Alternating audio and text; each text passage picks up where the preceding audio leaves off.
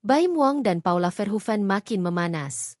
Kini Baim Wong merasa sangat disudutkan lantaran dituding KDRT sampai menjauhkan anak-anak dari Paula Verhoeven. Oleh sebab itu, Baim Wong pun membongkar hal baru. Tentang KDRT yang disebutkan Paula Verhoeven, Baim Wong berujar miliki bukti. Ia juga berkata bahwa sejak awal istrinya memang ingin menjatuhkannya.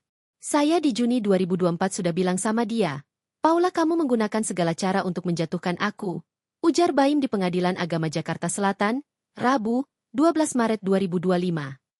Perselisihan mereka di Juni 2024 tersebut nampaknya menjadi puncak permasalahan. Bahkan Baim Wong tak mau lagi bertemu dengan Paula Verhoeven. Mulai sekarang aku nggak mau ketemu kamu lagi. Aku nggak mau untuk tidur bareng. Waktu itu saya lagi nidurin anak bolak-balik ke kantor. Karena kamu cuma begini aja untuk menyalahkan saya. Tuturnya. Di sisi lain, Baim Wong menyangkal tuduhan KDRT tersebut. Ia bahkan menantang sumpah di atas kitab suci. Kini dirinya juga merasa sangat disudutkan.